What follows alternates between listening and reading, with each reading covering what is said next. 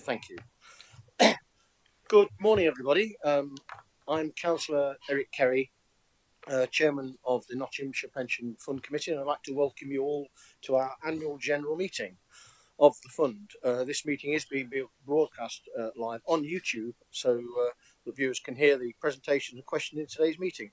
Please make sure you turn on your microphone when you wish to speak, and please, as the microphones are sensitive, can you turn them off once you've finished. Before we begin the meeting, I'd like to remind those members of the public that are present that placards, banners, advertising materials and similar items are not permitted in any committee meeting and must be covered or removed. Failure to comply may result in the member of the public being asked to leave the meeting. Members of the public should remain seated during any debate and not do anything to endanger the health and safety of any person. Members of the public may record proceedings and report all public meetings. Any person recording the meeting must not disrupt the good order of the meeting. And please, any mobile phones or other electronic devices must be switched to silent. So I'll give you a second to do that. Thank you. Okay, we're moving on to the agenda. Item number 2 is apologies for absence, please. Can I ask Mr. Monaghan to confirm any apologies and substitutions? Thank you, Chair. Councillor Jim Creamer is substituting for Councillor Sheila Place, who sends apologies under the category Other Reasons. Councillor Chris Barnfather is substituting for Councillor Roger Jackson, who sends apologies under the category Medical Reasons. We've also received apologies for Everton Lewis Gordon, Trade Union Representative, Councillor AJ Metziko, Nottingham City Council Representative, and Councillor Darrell Pug, Borough and District Council Representative. Thank you, Chair. Thank you very much, Tom. Anybody aware of any other absences? No. Okay, thank you. Item number 3 then, declarations of interest by members and officers. Do any members or officers present have any disclosable pecuniary interest to declare, please? Please indicate if so. I see none. B, do any members or officers present have any private interests, either pecuniary or non-pecuniary, to declare? Again, no. Thank you. Item 4 is notes of the previous year's meeting held on the 11th of January 2024. Just asking members to confirm that the notes of the AGM held last year were the true record. Thank you. Any comments? That's fine. Okay, they're approved. Thank you very much. Item number 5, our first substantial item, is our actuarial issues. So we again have Barnett Waddingham here to do our presentation for us. And Barry Mackay, can I welcome you today? And please, would you proceed to your presentation? Thanks, Chair. There's a presentation. We're waiting for it to come on screen, yes. Yep.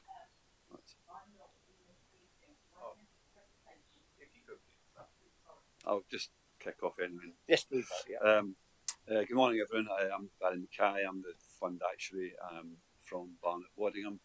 I've been an actuary for the fund for 7 years now. This is my third valuation of the fund. The valuation is something we have to carry out every 3 years to check how the financial health of the fund and to set contribution rates for each of the participating employers within the fund. So today I'm going to cover a bit more detail why we do it, what we do, a recap of the results at 2022, what's happened since 22, March 22, and where the impact on the funding level at current time, and then I'll have a look forward to 2025 valuation, so early indication of where we think the fund might be an expectation for results. Don't worry, you're not missing anything on the slides. That's okay. Jump on to number 3, please. Yeah. So okay. So why do we carry out evaluation? So as you know, pension funding of the LGPS is a very long-term game.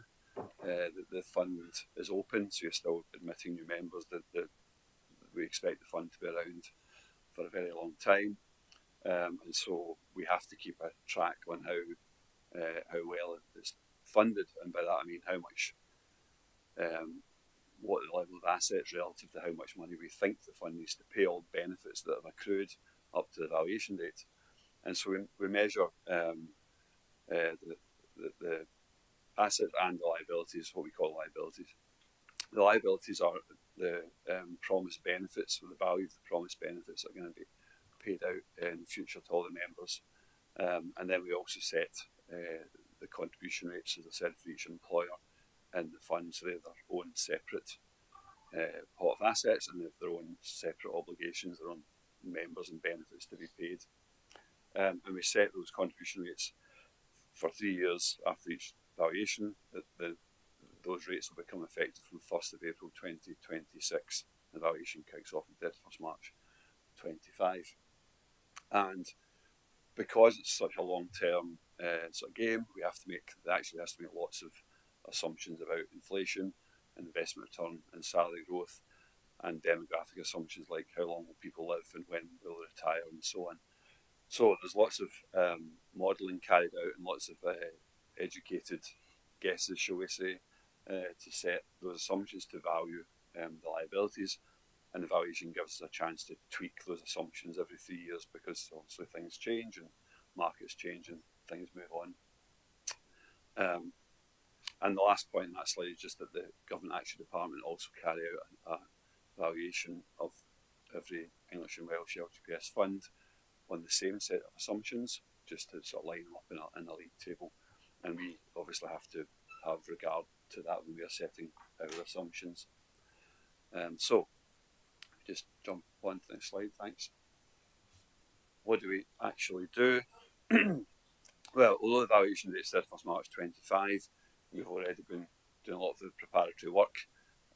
We have got data from the fund, so we can cleanse the data and validate it, both so that 2 reasons. One, there's less to do in the summer when we get the final data, and it's in a good state. And secondly, so that we can carry out a longevity analysis, which I'll come back to that later. We have met with the officers to discuss the timetable and where we think results might be, and various other pre-valuation items. So we're already well prepared. We've been preparing our systems, our valuation systems, reporting capabilities to hopefully get a very smooth valuation this time round. The point there about carrying asset valuation might sound a bit odd, because the assets are owned by the fund, so we know what the whole fund value is, but we have to allocate the assets out to each employer in the fund according to their cash flows and the investment return that's been achieved by the fund and other experience items. So there's a bit more work involved in that when we have to allocate assets to each employer. And then once we've got the assets, we discuss the assumptions with the officers, crunch the numbers, get the value of the liabilities, and then we can work out the funding level and set a contribution rate for each employer in the fund. And that's all presented in the report. The valuation has to be completed within 12 months, so it has to be signed off by 31st March 2026. But the bulk of the work will be done from August to sort of December next year. We never kind of sign the report off until near the end, just in case something happens in the markets or the government change something or whatever might come along. So we just hold off until the very end. So that's what we have to go through. There's lots of work behind setting the assumptions, which we already started having a look at, and I'll share where we think we are at the moment. But of course, we won't finalise the assumptions till well after March, 31st March. But we've already carried out some modelling, as I say, to give us an indication of where the fund might be. So that's the key point. The value of the LGPS liabilities is not the same as the cost. The cost of the scheme is effectively the benefits need to be paid out every year. And I don't have a chart here, but you can imagine a sort of runoff of what we call cash flows every year. You have to pay all the benefits of accrued next year after year after until they all run off until the end. Now that's, if you add up all those cash flows from now until the end of the scheme, that's how much the scheme is going to cost. The value that we place on what we call the liabilities, the value of those benefits, is different, and that's because we want to know how much money we think the fund needs today to pay all those benefits in the future, allowing for investment returns. So that's when the assumptions come in. The assumptions are obviously very important, and the key one for bringing everything back to a current date is we call it the discount rate, which is a prudent estimate of the future investment returns that the fund is going to get on its assets. And the reason the costs are different is, let's say, as an example, you'd pay a pension of £100 in 2 years' time, so the cost of that benefit in that year is £100. But if you think you can get 5% return per annum, and you don't need that money for 2 years, then you can effectively put away £90 today, and hopefully that £90 will get 5% in each of the next 2 years and grow to 100, and you'll have £100 to pay out. So that's why the cost of 100 is different from the value of the liabilities, which is 90 in that example. If you can imagine doing that for every member, every benefit needs to be paid over the next 10, 20, 30 and more years, then that makes a big difference between the value of the liabilities and the cost. And a very rough rule of thumb is the cost of about 3.5 times the value of the liabilities. I'll come back to that point later. Just move on, thanks. So that's a quick recap of what we do for the valuation. This is a recap of the valuation results back at 2022. It looks like we'd fixed the numbers because the assets you had was around 6.5 billion at that time, 31st March 22. The value we placed on the liabilities, on those benefits, having made lots of assumptions and calculations, was also 6.5 billion. So the fund was fully funded. It was 100% funded at that time. So we thought you had enough money to pay all the benefits at that point in time. A very small surplus, I think it was about 9 million back then. And the funding level had improved since from the previous valuation at March 19, when it was 93%. So the fund had moved back to a fully funded position, which was good news. If we go on to the next slide, maybe counterintuitively, the cost had gone up. So what we call the primary rate, which is the cost of the benefits accruing in the future, had increased since 2019. And that was mainly because inflation had gone up at that point relative to 2019. And so all the benefits are now linked to CPI, consumer price index inflation.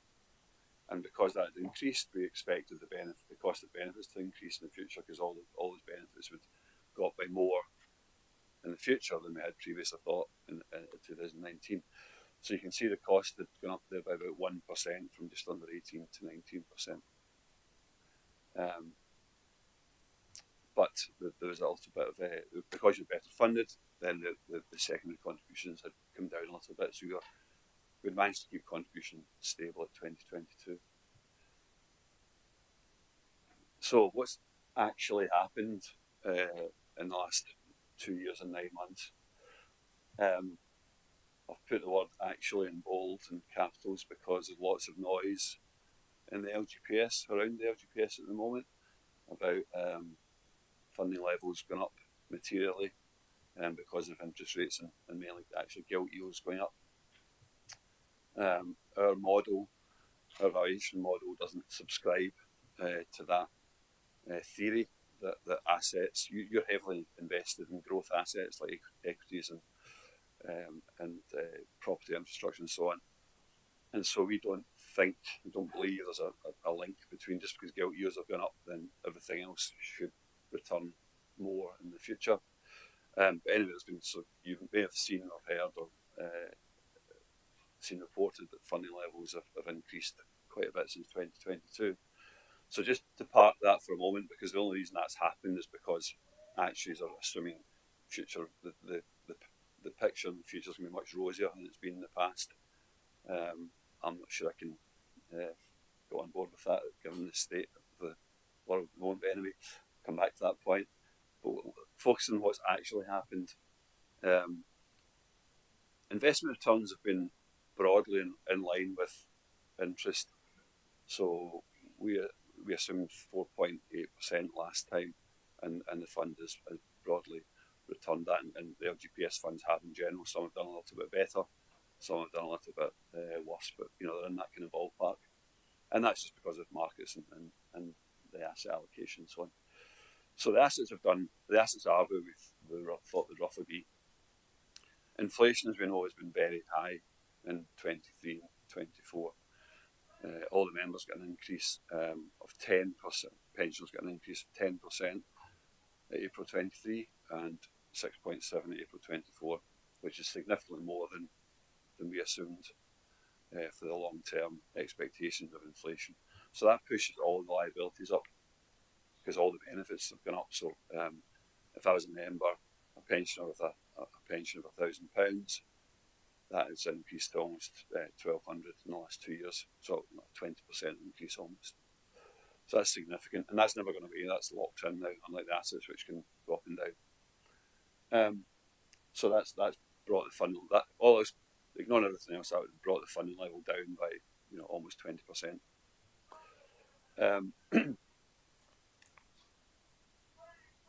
But on assumptions, the assumptions that we are looking at now have improved the funding level again. And that's because we anticipated or knew that inflation was going to be really high, so we assumed something slightly higher. I'll explain that probably easier in the next slide, thanks. So these two slides are where we think that this slide and the next slide where we think we are now, and I'll explain that point on assumption in a second. So what's happened? The fund has done well, particularly in the last 12 months, where assets have increased from 6.5 billion to just under 7.5 billion.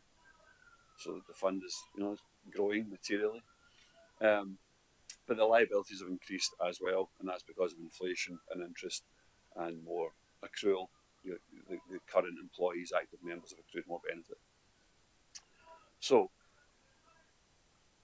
both assets and liabilities have increased. Both have increased by about £1 billion. The liabilities a little bit more than that. So the funding level's down slightly from 100% it had at 22 to about 97.5 at 31st December 2024. So just down a little bit at the moment. If we go on to the next one, thanks. I'll explain a bit more detail. Hopefully you can see this. So possibly not. The green bar on the left is that shows the fund level 100% at March 22, and the green bar on the right showing the 97.5 that I just talked about at December 24. The bars in between are trying to quantify what's moved, what's happened in that period of time. The purple bars are good, so that's pushed the funding level up, and the yellow bars are bad, they've brought the funding level down. So starting on the right hand side, there's a yellow bar of 9%. That's that actual high inflation that's been awarded. CPI inflation has been awarded in excess of what we assumed. So that's the direct impact on the funding level. Jumping to the left, all employers have been paying contributions in, and members have been accruing benefits, and they've broadly been in line. So the contribution you've been paying in have been slightly higher than the accrual, so you've got a slight experience profit there. The bar you won't really be able to see is the investment gain, which is a very small one, which is just under 1%. So you're 1% ahead of what we assumed back in 2022. So you're one of the funds that have done slightly better than what was assumed for the investment returns. The three bars in the box are slightly more complicated. They are the changes in assumptions over the period. There's one that talks about change in inflation, and that's what I was referring to a second ago. We knew inflation was going to be high in the short term. We thought it would come back down. for the longer term run rate, which it has done. So that's basically offsetting some of the high inflation that we knew was going to happen. So we assumed something slightly higher in the longer term at the last valuation to offset that short term spike. The change in the discount rate and valuation basis update is a change in the discount rate. So the discount rate is coming down slightly from where we were at 2022. So that's brought the funding level down slightly. But all those assumptions are going to be reviewed as part of the 2025 valuation, and I'll talk about that now. So what do we expect? Where do we expect will be for 2025? So this is our kind of first stab at what we think the assumptions might look like. So the investment return, I think, will have a small increase. Last time we assumed 4.8. I think that will be up slightly, just because interest rates are up, gilt yields are up, so on. We don't subscribe to that gilt yield model, as I said, but you do hold some bonds, and that will therefore give you a higher return in the future. We expect equities and so on to be broadly where they were back at 2022, which was just under 7% per annum. So what we do is we look at all the assets you're holding, we look at the best estimate return on each asset class, and we work out the best estimate returns for the future for the fund. Best estimate means you've got a sort of 50% chance of being more than that and 50% chance of being less than that. And then we take a little bit off because we need to be prudent under the regulations and for the benefit of the fund. So putting all that together, I think there'll be a small increase in the discount rate and investment return assumption, which will improve the funding level by sort of 3 to 4% and bring contributions down by about 1%. On inflation, again, I think there'll be a slight decrease this time. So we were at 2.9% last time. So I think that will come down slightly, very slightly. So that again will improve the funding level by 1 to 2%, and a small reduction in the contribution rate. That was the point I was talking about earlier about when we went from 2019 to 22, the inflation went up, so that pushed the primary rate up, the contributions up. This time it might come down slightly. And longevity, we've got data, we're going to carry out analysis, but there's so many unknowns and moving parts that I'm not going to make any predictions on that. If you pushed me, I would say life expectancy has begun to flatten. So the rate of improvement of people living longer has slowed down, and it's been slowing down since about 2011. To be honest, this isn't just a pandemic factor. This has been going on for some time. So again, I think that might help the funding position slightly. And there's lots of other factors we need to analyse, of course, by member and by employer.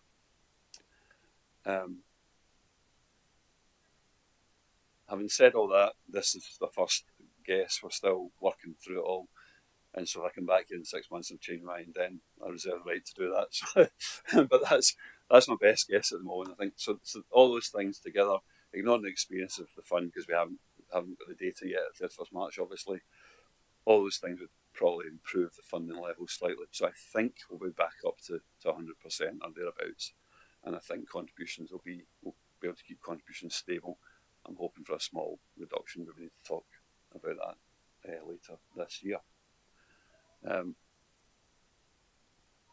almost there. So I think I've actually covered most of that. I guess the key focus at the moment for employers listening in is that we need accurate and complete data to carry out our calculations so that the results are as accurate as possible and you're paying the right contributions, not overpaying. So that last point on the right is key for employers. But I think I've covered the other points already, so I'll just move on. Thanks. This is just a timetable with some key dates in it. We will get the data in the summer, probably July time. We will cleanse that data and come back with any queries. Once we're happy with the data, we start running the numbers and we'll meet with the officers probably September, October time to present the assumptions and the results at a whole fund level. And then once we've agreed the assumptions, we go back and start running the numbers for all the employers, and it will start producing results in October, November time for all the employers in the fund. There's a funding strategy statement which we need to review and update, and there's been new guidance just issued around that, so we need to do that as part of the framework to carry out the valuation. And as I said earlier, everything will be pulled together into a final valuation report by the end of March 26. And just to finish off, I think I've covered most of this as well as I've been talking through, but we've already met with the officers to discuss key dates and committee meeting dates and timetable and so on. We'll keep you updated how the valuation is going. We've got data to run through the longevity analysis and set of longevity assumptions, which we will have done.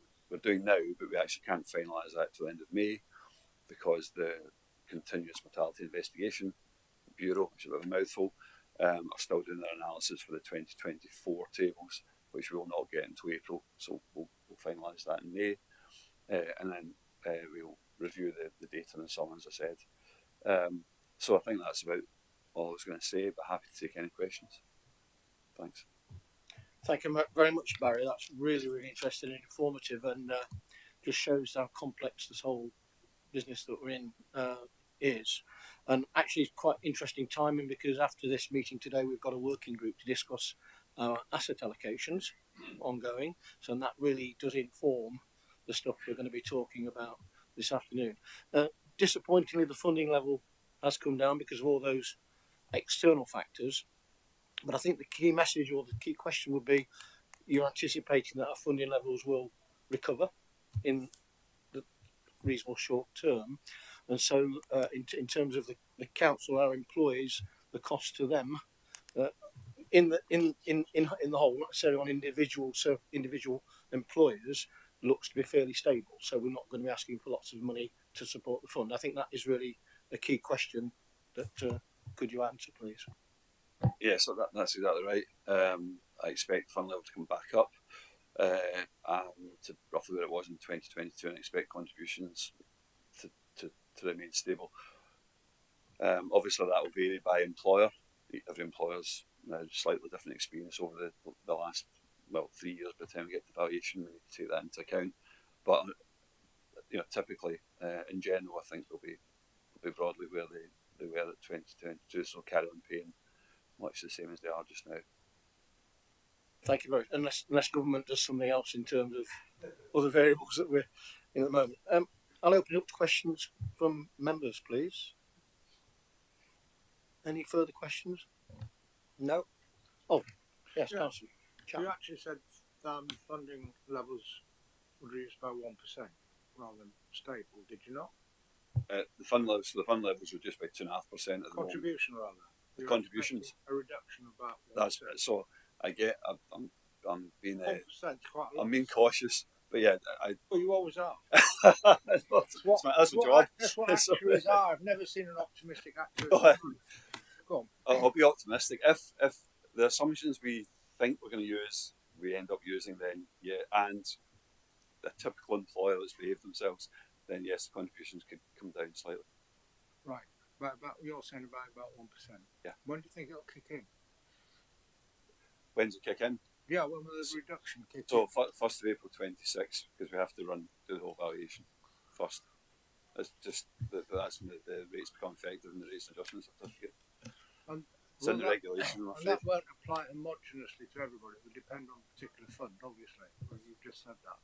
Right. Yeah. Okay. So maybe some scope in some funds and no scope in others. Yeah. Okay. Thank you. That was very helpful for an actuary. But not soon enough for this year, Graham. Thank you. Okay. There being no other questions or comments, I'd like to thank you, Barry, for coming on again and look forward to seeing you again in the future for more excellent information. Thank you. Okay, we move on to item number 6, which is the management and financial performance financial management presentation. Delivered by the County Council Service Director for Finance and Infrastructure, Nigel Stevenson. Nigel.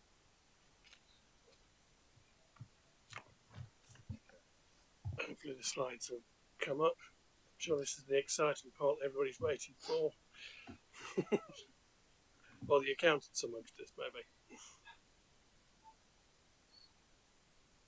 So I'll start with the introduction, as the chairman has said. So I'm Nigel Stevenson. I'm the Service Director for Finance Infrastructure Improvement, and more importantly, I'm the Section 151 Officer for Nottinghamshire County Council, which is the administrating authority for the Nottinghamshire Pension Fund.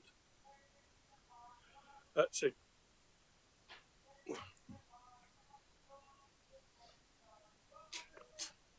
brilliant. Yeah. So today I'm going to cover a number of items that are shown there. I'm going to look at some of the key figures for the 23-24 accounts and provide a brief update on LGPS Central. Thank you, Tom. This slide shows the key figures for members and investments and the funding level. I won't go over the part that Barry was going on to in terms of the funding level, but this is the bit that's been fixed from the last triennial valuation. Funding levels obviously change depending on the movement of asset values and liabilities, and the funding level is calculated by the fund's actuary, Barnett, Waddingham, every 3 years. The most recent triennial valuation took place at 31st of March 2022, and the funding level was set at 100%. It should be noted this funding level is at a point in time and may reduce or improve depending on the discussions as we go through the next 6 months. Thank you. The net position from dealing with members is likely to move towards withdrawing going forward. Again, reiterating what Barry has indicated, the trend can be seen on the graph. In 2021, a number of large employers made significant contributions to the fund deficits on a one-off basis, which gave an exceptional net addition in that particular year. In 23-24, the new contribution rate certified at the triennial valuation came into effect, increasing primary contributions, and the next slide analyses this more clearly. This graph shows the gross movements. You can see contributions only just cover benefits paid, excluding the 2021 exception. Net transfers in and out are marginal. In future, we will not be able to rely on member contributions to cover pensions, but the fund has significant investment income to support cash flows. Thank you, Dom. Investment income remains available for use should contributions fall short of benefit payments, and no assets need to be sold yet to pay pensions. Moving swiftly on then. Volatility is shown by this chart. Market values are reflected in the changes in values figure in red. The very high swing between 19 and 20 and 2021 reflects the depressed valuations at 31st of March 2020 due to the COVID pandemic. This graph shows the overall impact of changes of values in investments, investment income, net payments to members and administration costs. For 23-24, this resulted in a small increase in net assets. The stability of the fund's investments arrangements helped to keep investment costs low. Over time, we've been able to reduce fee rates as we negotiate lower fees and benefit from the negotiating power of LGPS Central. However, this benefit has been offset by some moves into more expensive asset classes as we further diversify the fund's investments. It should be noted that additional fees and charges are incurred through pooled investment vehicles. These have the effect of reducing the fair value of the investments. The estimated embedded cost within pooled investment vehicles are estimated between 16.1 million in 23-24 with 16.9 million in 22-23. The fund continues to work on improving transparency that fees are more accurately reported. Thank you. And a brief update on pooling. LGPS Central was established on the 1st of April 2018 and is continuing to develop and launch new funds. We have investments in corporate bonds, emerging market equities, passive global equities, active global equities, emerging market equities and debt, private equity and infrastructure. LGPS Central also manages our gilts and index-linked mandate. The proportion of investments managed by LGPS Central will increase over time. The pension fund committee retains responsibility for asset allocation. So in summary then, the fund continues to have positive net cash flow due to investment income. Net assets slightly increased in 23-24, and LGPS Central is well established and continues to set up investment funds. Thank you, Dom.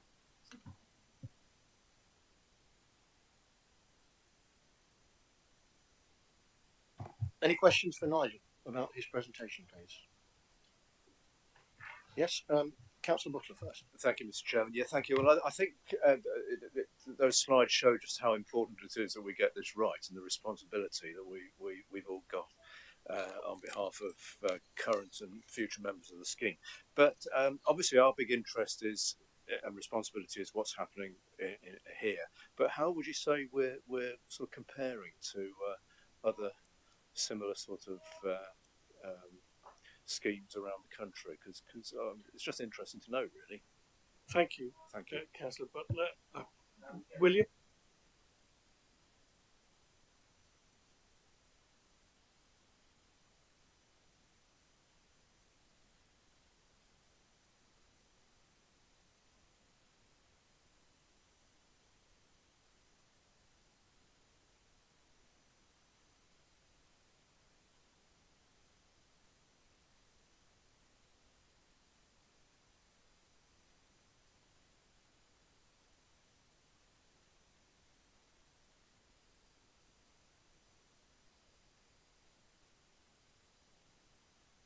Comfortable with a funding level of 100% than I would be with 150, given what the government's recently said about taking DB surpluses.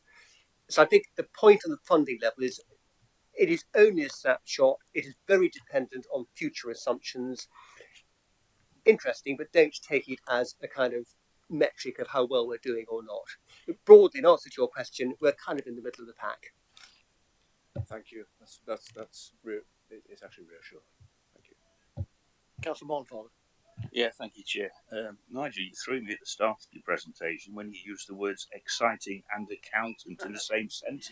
I thought we were going to have a Peter Craig presentation. Sorry, you referred to costs and more expensive asset classes. Can you just clarify what you mean by investing in more expensive asset classes? Thank you. Yes, you may recall that over the past few years, we've increased our allocations to private equity and to private infrastructure. And those particular asset classes tend to have higher fees than just investing in the listed markets. But that has helped to diversify the fund. Just to clarify that a little further, those asset classes need more management to manage the work done to ensure that the investments are providing the right return. So it reflects the work involved in getting into those asset classes. Any other questions or comments, please? Okay, no? Well, thank you very much for your presentation. Thank you. Moving on to item number 7 is investment performance from Pensions and Treasury Management presentation. So our head of pension fund investments, Tamsin Rabbits, will give us a presentation, please. Thank you, Chair. I'm Tamsin Rabbits and I'm the head of pension fund investments for the Nottinghamshire Pension Fund. Today I'm going to talk to you about the returns delivered by the fund's investments over the year to March 2024 and how these investments are managed. The equities, property and bonds figures indicate the performance against benchmark of our main investment mandates. Against longer periods, the total fund return remains ahead of the assumed investment returns in the triennial valuation. At a fund level, the benchmark is partially linked to CPI, so comparative performance will struggle at times of high inflation. Each quarter, the Pension Fund Committee reviewed the performance of the fund and received reports from each of the main portfolio managers. During the year, the fund retained a relatively simple structure of management arrangements with two main equity portfolios, that's the core index and Schroders, increasing holdings through LGPS Central as part of the LGPS pooling process, and mainly direct property managed by Aberdeen. The specialist portfolio holds a number of pooled funds in a variety of assets. Each fund is externally managed but overseen in-house, and this is where our private assets are mainly sat. Each of the main managers has an individual benchmark against which their performance is measured. The fund's overall performance is then compared to its strategic benchmark and helps to inform decisions around the management arrangements. The strategic benchmark is built up of high-level market indices for different asset classes. The benchmark is based on the agreed asset allocation. The fund's asset allocation is one of the key factors that the committee determines, and this is recognised as the biggest driver of returns. The fund then decides how each asset class should be managed, for example, in a segregated mandate or external managers, on a passive or active basis. The performance of the main managers is reported to committee each quarter. A review of asset allocation took place during the year, which proposed some changes which have been approved and implemented during the current financial year. The figures above represent the current allocation, which was approved shortly before the end of the year. The graph of the performance of the passive core index is a good indication of how volatile the stock market can be, indicating that however good one year's results were, they may be significantly different in the future. The Schroders portfolio is similarly volatile. As an actively managed portfolio, performance will vary from the benchmark. This graph shows the impact of lockdown restrictions to combat the spread of the COVID-19 virus in the last quarter of 1920 and ongoing throughout 2020 and the early part of 2021, impacting our property portfolio performance, particularly for consumer-facing industries. A recovery was experienced during 21-22, but increases in discount rates during 2022 impacted property valuations and significantly affected performance for the year. So the performance has been particularly volatile over the last few years. So, just a bit of paper.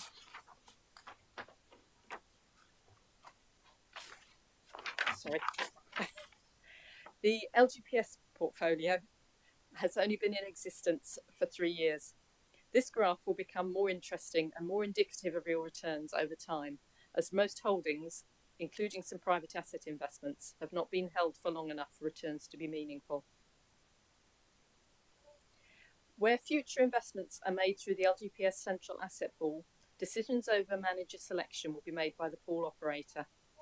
But deciding on an appropriate investment strategy and asset allocation for the fund will still be done by the Nottinghamshire Pension Fund Committee. And this is the most important factor in driving long-term investment returns. So to summarise, the fund's net assets increased during 23-24 and total returns over 5 years remain ahead of the actuary's assumed return. Asset allocation is the most important factor in driving long-term investment returns. Thank you, Chair. Thank you very much, Tamsin. Thank you for the presentation, and the last comment's really about we are performing better than the required. So we're growing, we're narrowing that gap between the funding levels in the long term. But it is, again, very, very, as Barry said, 30, 40 years ahead we're looking. Actually, I would think it might be more, because there'll be people in here that are pensioners and they're going to be working for 20 years and then retiring for hopefully a long time afterwards too. So we've got to think about that long-term job we've got, and some of that fluctuations within years hopefully will balance out over the long term. Any questions from members? Lee. Thank you, Chairman. I agree we do need to think about long term, but this fund invests for profit regardless of human cost. I've consistently called out this pension fund and some of its unethical holdings. I really think we need to start focusing on more sustainable investments. How can you justify using public money to fund global wars and destruction and companies that profit from weapons and conflict? How can you hold fossil fuel companies that destroy the planet? How can you hold tobacco companies that harm human health and life expectancy? Do you agree it is hypocritical to talk about ethics and social responsibility when this fund bankrolls industry that undermines it? This fund should immediately disinvest from fossil fuels, from tobacco, from arms sales. Do you agree this fund should instead support sustainable industries, ethical investments, free from war profiteering and environmental destruction? This fund should be invested to build a better future, not destroy it. And that's how we get long-term sustainability. Thank you, Chairman.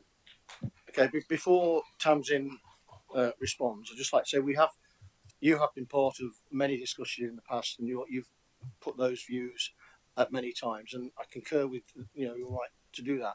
It's very complicated. It's not an easy thing to do, as you know, that we discussed before. There is a response in the questions later about armaments manufacturers. So we have to reflect the values of all our members, and not all of our members in the fund have the same views as you. And I'm not going to get into the detail, but we can talk about that in a written response to you about all the things you mentioned. Tamsin, do you need to add to that? I'm not sure there's a lot I can say to add. We've discussed the policy of the pension fund on numerous occasions in great detail, and we also report our sustainable and investments on a quarterly basis, and they have been gradually increasing. Yeah, and in fact, we were quite proactive in the sustainable side in getting the fund created at Central to enable us to do that. Okay, any other questions? Councillor Clark. Yeah, thanks, Mr. Chairman. I agree with my colleague at the side of me. I just wondered, and I also understand if we suddenly withdraw from all these different things, that the balance that we've got in the fund will go down significantly. But my question is, what are we looking at? The government keeps, people keep standing up at the dispatch box and they're saying we're going to do a greener future, we're going to do this, that, and the other. I've not seen any of those green shoots, any of that. Are we looking out for new opportunities to invest in things that are far more socially acceptable? Absolutely, and we're having a meeting later today, which you are invited to discuss our asset allocations. So we do all the time, continually. William, do you want to add to that? Yeah, I think we would all concur with the need to invest sustainably long term. I think there's always going to be some industries which are well beyond the pale, and the question really is the detail. In those industries which some members passionately feel we should not invest in. Other members may feel that fiduciary duty comes first and paying pensions is more important. And getting the balance right there is a matter of discussion, which we do, as the chair has said, frequently. And I hope you're going to come this afternoon so we can discuss it then. I do think there's been quite a bit of progress actually on the green front. It's slow, and some of it might be inevitable. I also think there's probably been a bit of progress on the tobacco front, but that may be driven by the market anyway. But there has been some progress, right? We've had an accusation this morning, a leaflet, which I find a bit concerning. And there's some accusations in here which may be factual, and I do think we need to have a look at them seriously, because not only is the moral issue, there's also an accusation that it's actually not been a very good investment either, so it's not been in our interest. So I would really like us to look at the specifics. I mean, if you generalise too much, we're going to get nowhere, right? That's the problem. You can't just broad brush everything. You've got to get down to specifics. There's actually a few specifics I'm a bit concerned about in this leaflet, if they are accurate. Thank you very much. Okay, we'll respond. We will look at that. Yeah, sure. Yeah. Any other questions or comments at this stage from members? I see none. So, Tamsin, thank you very much for your presentation. We now move on to item number 8, which is the pensions administration team presentation. I'll hand over to Sarah Stevenson. Thank you, Eric Carey. My name is Sarah Stevenson. I'm the Group Manager for the Business Services Centre, and I'm going to give you an update on the pensions administration. Another busy and challenging year for pensions administration. In summary, scheme membership continues to grow and the fund continues to see significant levels of members seeking early release of benefits. We also continue to work on a number of national projects, McLeod, the age discrimination remedy, but also in preparation for the national dashboards, which we're required to connect to the ecosystem by October of this year. Also had a number of new requirements from the pension regulator that came with a new code of practice, which was issued in March, and that included some additional requirements around cyber security. The other thing that we've undertaken is an extensive review of the risk register, and we'll have a further presentation on that at committee in February. As can be seen from this table, the different membership groups of the fund continue to increase, and our total membership now stands in excess of 160,000 members. Year end, again, this is always an interesting time of year. Whilst all employers did submit their data, albeit a number missed the returning deadline, we continue through the Employer Support and Compliance team to work to support our employers with year-end submissions and data quality. We issued a significant number of annual benefits, starting with deferred benefit statements in June, following that up with active statements by the statutory deadline in August, and then a further follow-up of statements in November. This was the first year that we chose to use the authority's customer service centre to handle our benefit statement calls, thereby releasing the pensions officers to continue to work on their day-to-day activity, and something that we intend to continue to develop as a route to enable calls to go through to a centralised number to be dealt with where possible, but handed back over into the pensions office if it is of a more complex nature. I've detailed on this slide also employer and member contributions, but last year we paid out pensions totalling £221 million to pensioners who've been former members of the Nottinghamshire scheme. McLeod, this is the age discrimination case that was originally brought by the firefighters and the judges, and is now obviously working across all public sector schemes, including the LGPS. And this has required us to go back out to all our scheme employers to collect a raft of data. So our focus over the last 12 months has been on validating and analysing that data. That's now 96% complete. We continue to receive regulatory updates and to action those where appropriate. And we're now loading and verifying further the data provided by employers. Our software provider Civica continues to provide us with McLeod software releases, which obviously we test within our system before loading into live. Whilst all of this activity is going on, we are still having to progress transfers out of the scheme, so therefore we're having to undertake a degree of manual calculation for cases that are affected by McLeod. The next steps within this project are to complete the data loads and cleansing, to then bulk upload and update members' records and start to provide, as we are required by the regulator, details about the McLeod information on benefit statements from the next run in 2025. Sorry, I should say in 2025, that's from March 24. Costs per member. Members will remember at the December committee meeting, I provided details of the information from the SITFA benchmarking group.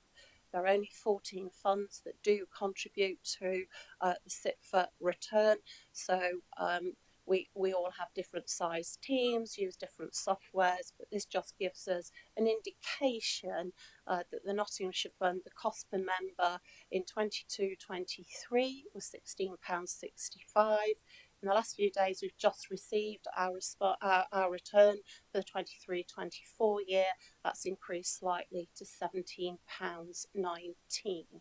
But again, on that slide, I have provided some details of our geographic neighbours for the last financial year.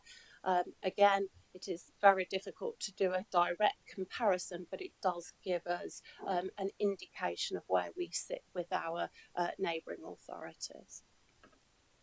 The key performance stats, unfortunately that slide is quite small, but we measure our performance over our own KPIs, but also those that are presented to us from the SITFA benchmarking.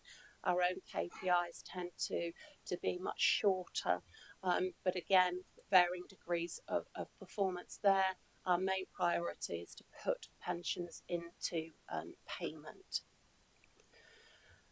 This particular slide shows the number of processes that we've completed year on year, and you'll see that between 22-23 and 23-24 we've had an increase of just under 10%. Some of that is down to the transformational work that we've been undertaking over the last few years, which I'll talk about shortly. Also, again, we've had improvement in the number of our KPIs that are actually, our number of processes that are meeting our KPIs. Deaths, again, as members will remember from the December committee meeting, I have presented this slide before, but for the AGM, I think this is of interest. We saw a significant increase in deaths during the main COVID years, but you'll see for the last financial year, we saw a significant reduction in the number of members passing away.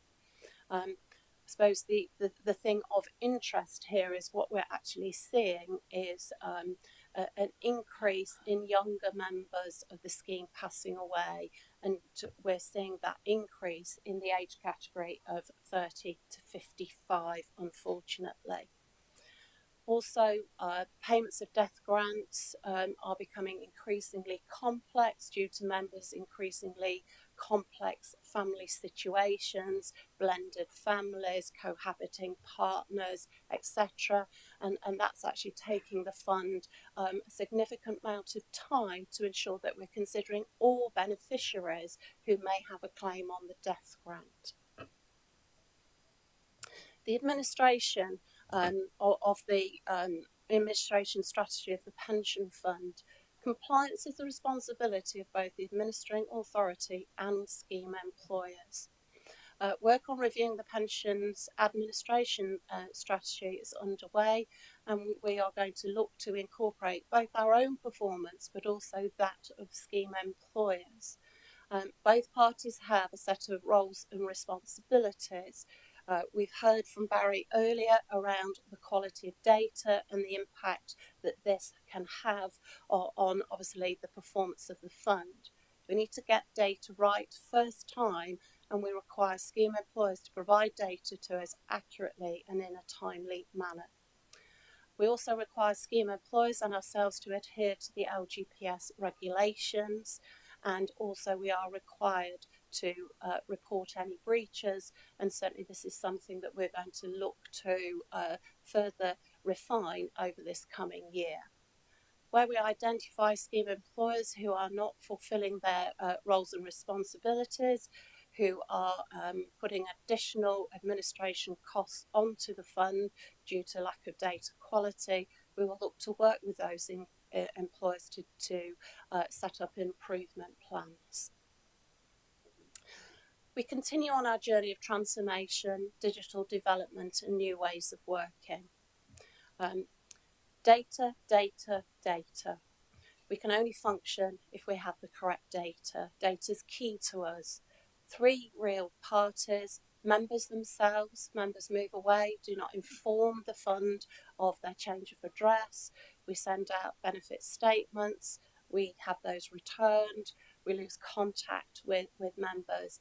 And there's often a pension pot waiting to be paid out to them to support them as they age their lives. Employers, again, as I've said earlier, it's imperative that scheme employers provide us with accurate and timely data. And obviously, ourselves as the pension fund, we then want to act on that data. Behind the scenes, we have ongoing activity around data audit and improvement. As I've said earlier, the McLeod exercise has required us to collect data, to validate it and to load it onto members' records. We'll shortly be going out to procure a tracing service to find and bench where our members have gone.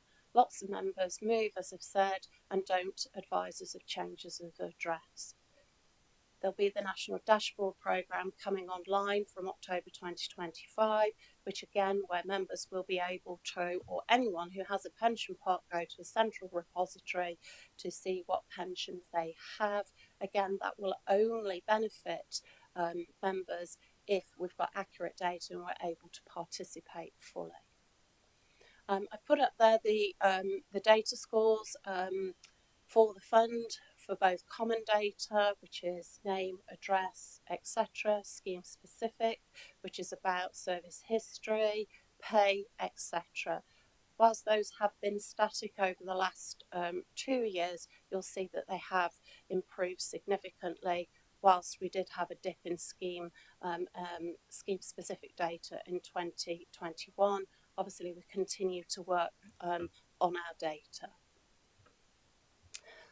Our transformation project, we've got a number of projects running. This is about how we deliver our service going forward, how we start to really push our boundaries on digital development and delivering services in modern ways. We've done some extensive work on our scheme employer hub. We have a few employers who've been using the old hub. We've done work to upgrade the hub. Unfortunately, we've identified a security issue. Clearly, we're not going to put that out to scheme employers until that is addressed.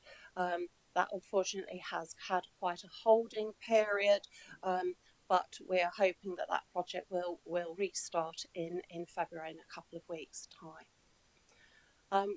Over the year, we've done some extensive work on automating our leaver process. That is now live, and that has reduced our time to process a leaver from something in the region of 40 minutes to between 6 to 10 minutes.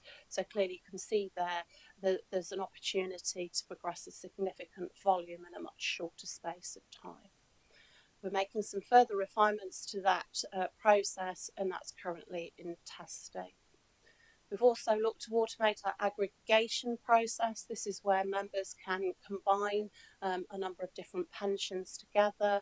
That goes through a significant number of data validation checks before the process runs. So in the final stages of testing, again, that's scheduled to go live in February 2025.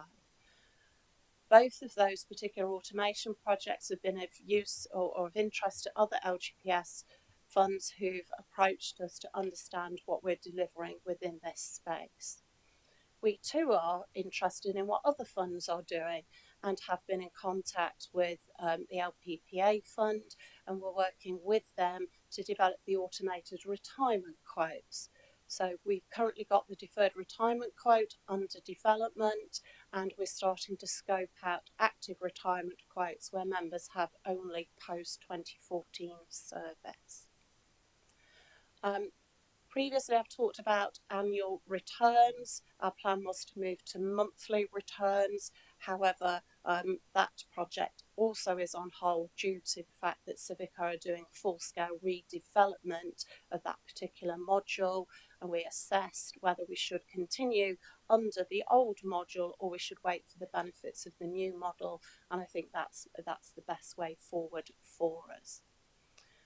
As I said earlier, we've used the Customer Service Centre to support the annual benefits statements this year. That was of benefit to the pensions admin team.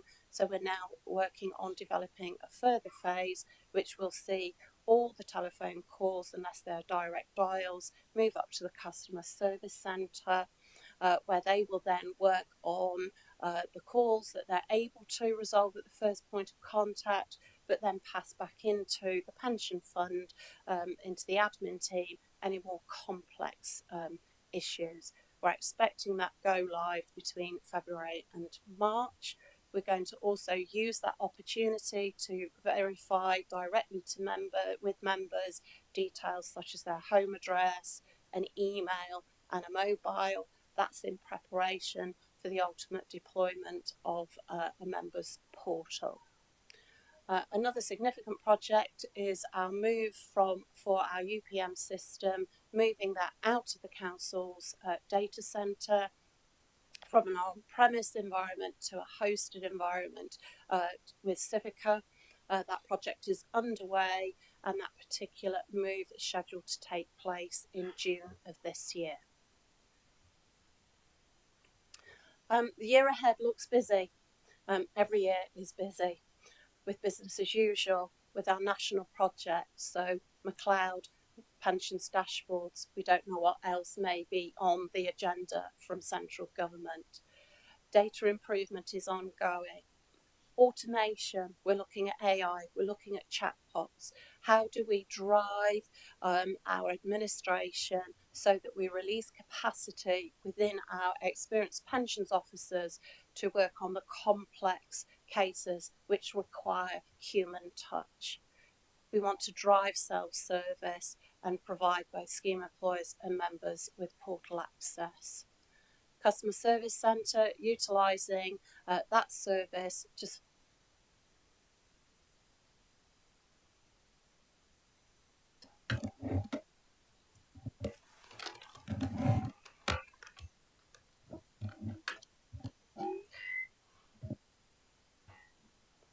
not sure, is that working now? Yeah, to support our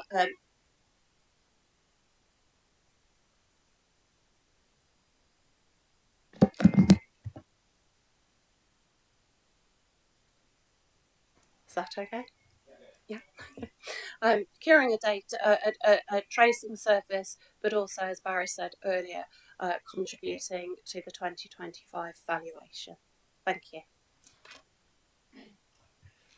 Thank you very much, Sarah. Again, lots of detail in there and lots of things happening. Lots of changes. The transformation programme is significant, as you say. A couple of questions. I mean, that's important because you've shown that there's been a growth in the number of members in the scheme, and administering those increasing numbers, obviously, if you're using manual systems and processes. So are you happy that we're on target for getting those things delivered as soon as possible to enable you to be able to give the service? Secondly, the other point you said was about personal service. So you are maintaining that person-to-person contact availability where it's necessary.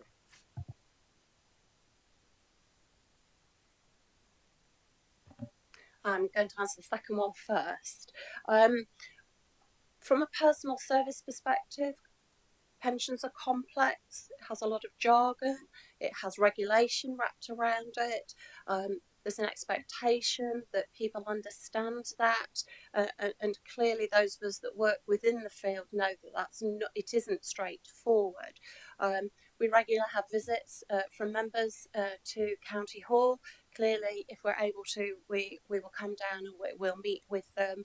I think from a technology point of view, I would like us to start to use functions such as web chat, teams, that type of thing, so that we can engage with a broader spectrum of individuals. Not everybody is able to travel to County Hall, but I think by use, if I come to the first question now, I think that sort of like comes around as we are able to use and drive our service using things such as automation, AI and chatbots, then clearly we can release capacity to do that. Those types of things where we look at a more personal service, but without sort of setting up, say, a set of surgeries or something like that.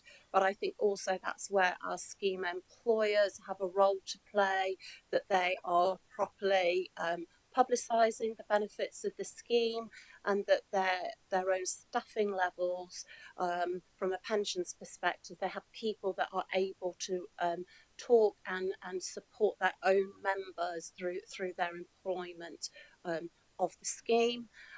Technology is moving at a pace. I think we will always, to an extent, be running slightly behind that, but clearly this is the way forward, and I think it's what is expected of a modern administration service.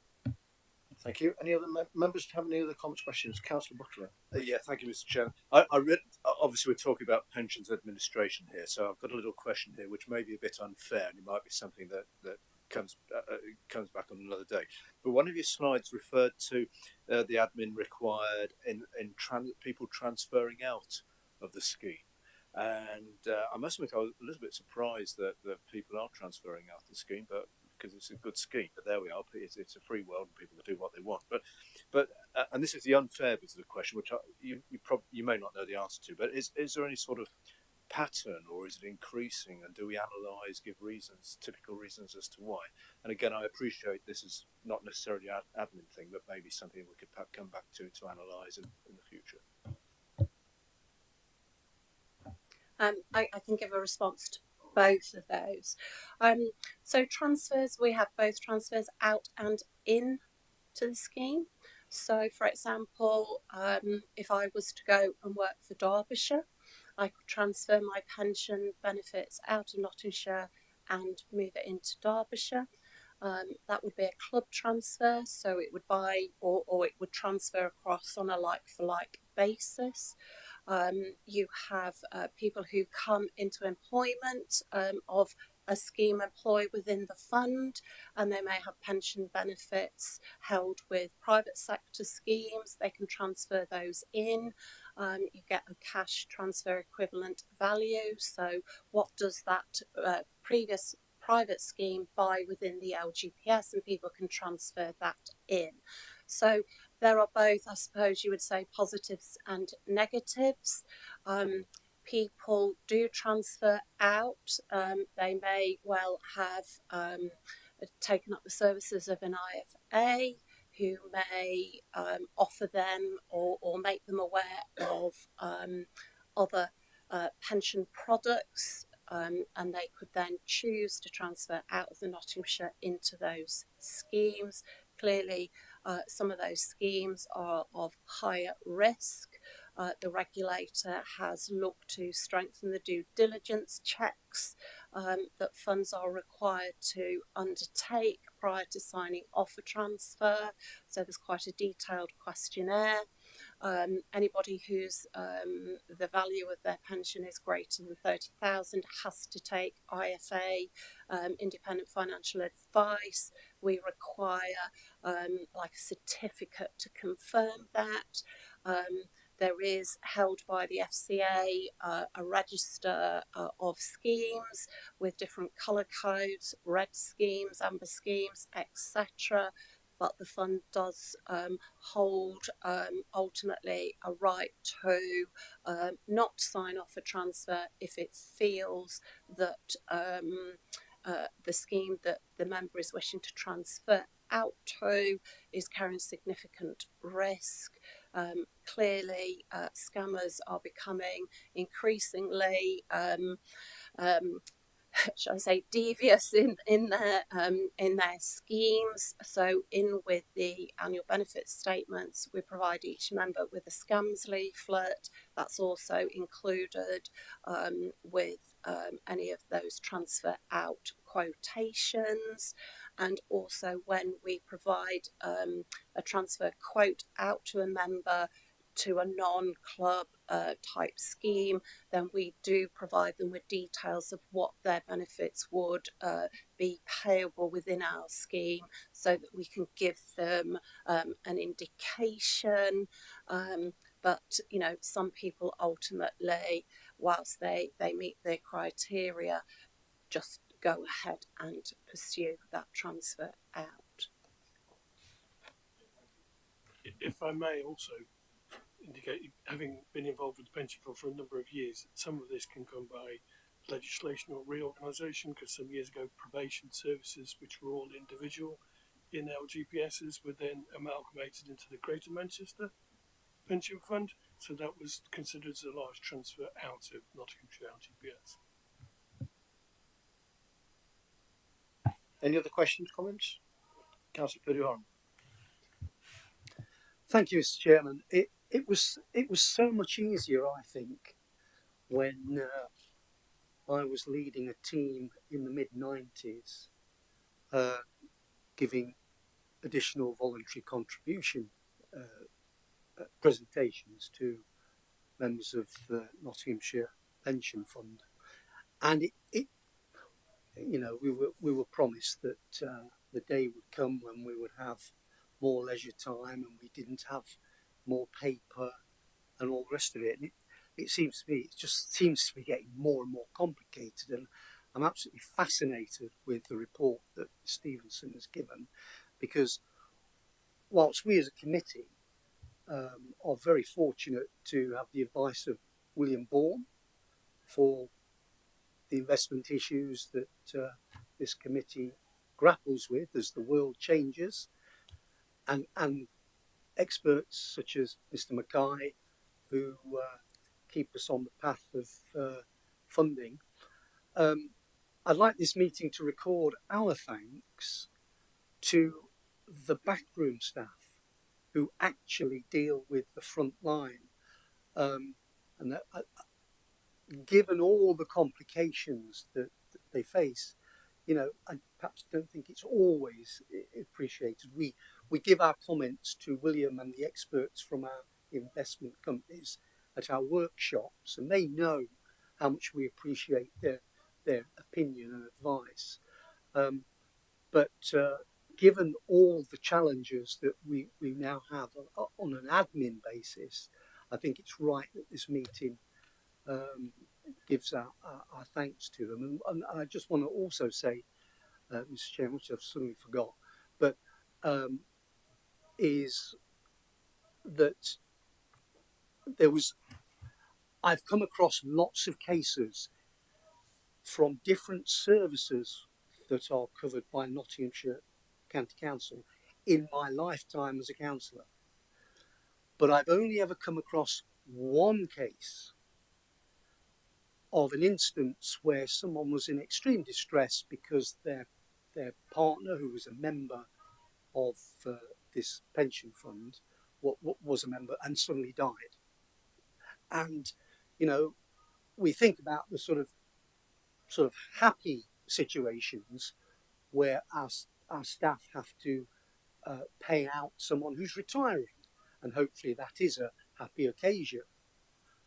But there are occasions, as it came to me last year, when we have to deal with tragedy, and I'm sure, and I know actually that Sarah and John, before you, who retired, dealt with this individual extremely sympathetically and competently, and it was resolved very satisfactorily. So to those behind the scenes working on our behalf, I think we should give them thanks. Thank you.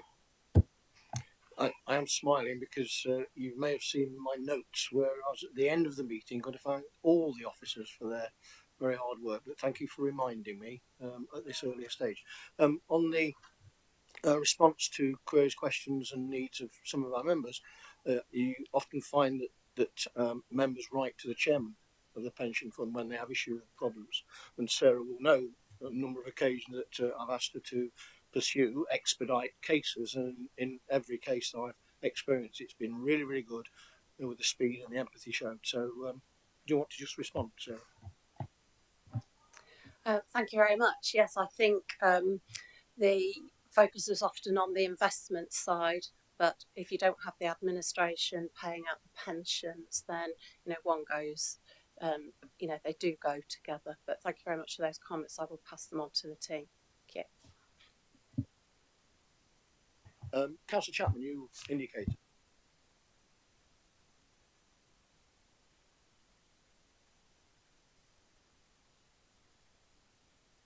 I was quite impressed.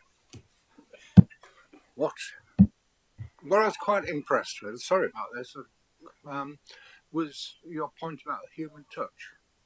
I think it's very significant, but I'm a tiny bit of concern about transferring calls directly to a call centre, because that's added an extra layer. I can see the rationale for it. I can see how more efficient it would be, but very often the staff are not terribly well trained, and very often you just get another layer of delay and confusion, right? Because the more layers there are, the more confusion we get. So it doesn't always work. So I'm sure you have checked out that there is capacity to deal with it, and there is a training to deal with it. That's the first point. I just want reassurance on. Second thing is chat boxes. Is there going to be a human being at the end of this chat box, or is it some robot that gives you moronic responses? Because I've had so many experiences with BT, of all places, right, with idiot chat boxes telling me stupid things, right, and then there's been no option for find a human being. Sarah. I do agree with you around call centres, but I use the phrase customer service centre, and the council's customer service centre is very well developed and does provide extensive service over some very complex services such as adult social care. What we found with the annual benefit statements round one, as in June and August last year, that out of every 100 calls they dealt with 25 there and then. And then we had a process of back office handover, so the details were and the gathering of the data and the information from the member was on a detailed form. We then had a process to respond directly to the member within 48 hours. Clearly there was an escalation process there. We had a meeting this morning to talk about what are the services, how do we educate, how do we train the customer service centre advisors. They will have access into the UPM system, so they will be able to look at a whole raft of information, but it will be a service that will need to develop over time. But yes, I'm aware of all of those types of nuances, but we have had difficulty in recruiting staff. We do need to create some capacity, and that is one way that we believe will create greater capacity. You'll know from previous presentations, one of the other things we've looked at from a recruitment perspective is that we are growing our own. So we've got an active apprenticeship programme. Those apprentices now have completed a year and into the final 6 months of their apprenticeship. And what we're looking to do is to offer people that career path, that they come into the industry and they're able to progress. So whilst it may be within administration, they could step into investment. Certainly Tamsin has run a session with them. It may well be they are future actuaries and they're sat where Barry is today. But I think we have to consider all sorts of things from a chatbot's perspective. Yes, there are good chatbots and there are ones that are not so good. But again, I think it's exploring all of the technology that is open to us today and not discounting anything until we've really analysed it. Yes, of course. And it will be obvious when some elderly person who's worried about whose husband's just died, right, is not going to get sucked into some chat box, all right, and never re-emerge. There's going to be human options there. I think it's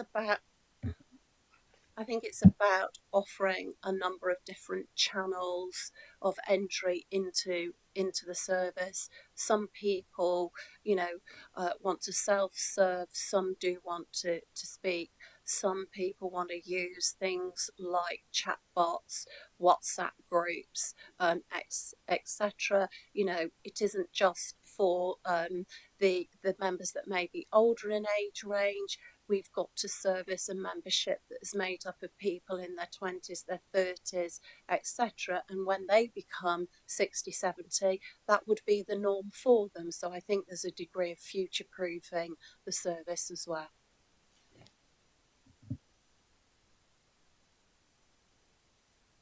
Any more? Sorry. Oh, Councillor Butler. Yeah, I know I've spoken, but really, could I just try and give some reassurance to Councillor Chapman about the customer service centre that will take these calls? I've spent quite a lot of time up there, one way and another, for various reasons, and they are well versed and very well trained in dealing with all sorts of matters that are critical to people's lives. For example, social care, social services, and I've seen for myself the sort of training they get. So I would have every confidence that when the day comes if the day comes when pension calls are transferred to them, they will be geared up and ready for it. So I genuinely mean that, because I have seen and heard how they operate, and it's not just a call centre; it is a genuine customer services centre. Thank you very, very much, Councillor Butler, for your insights into the dealings of the customer service centre. That's great. Thank you. Any more questions or comments, please? No, I don't see any. Thank you very much, Sarah, for your presentation. Okay, we now move on to item number 9, which is questions.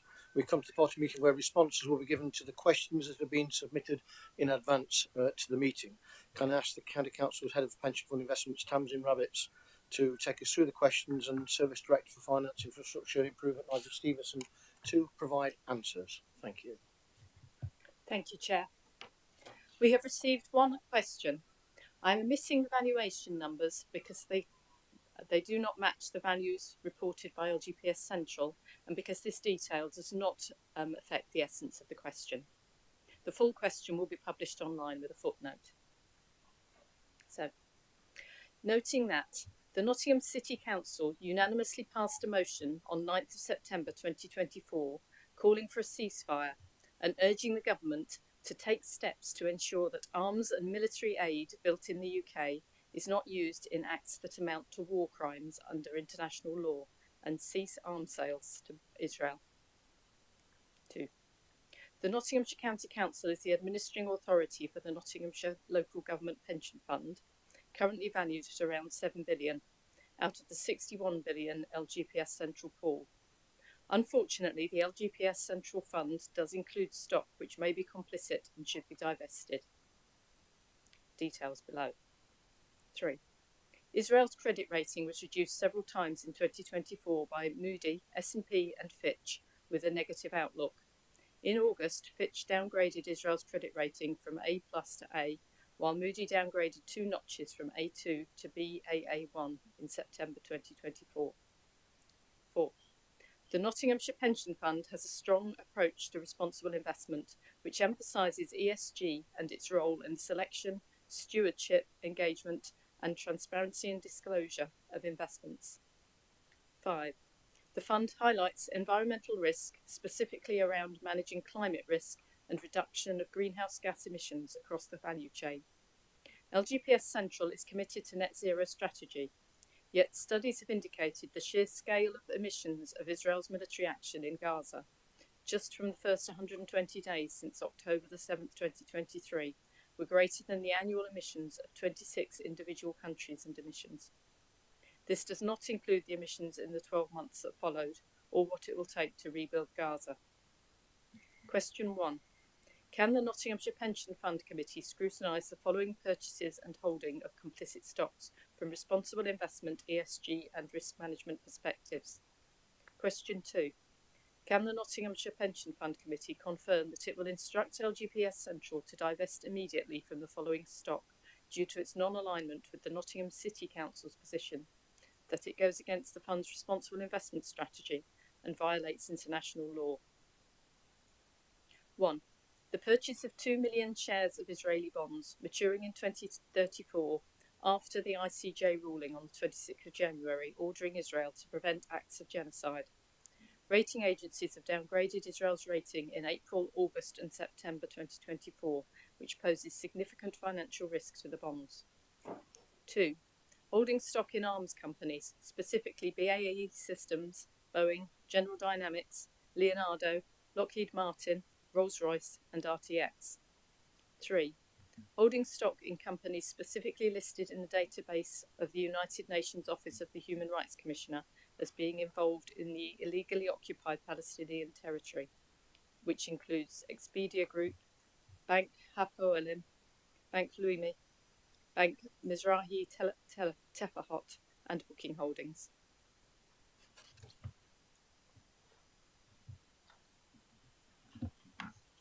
Thank you for your question. And the proposed response. LGPS Central work hard to regularly scrutinise portfolios from a responsible investment or RI, ESG and risk management perspective.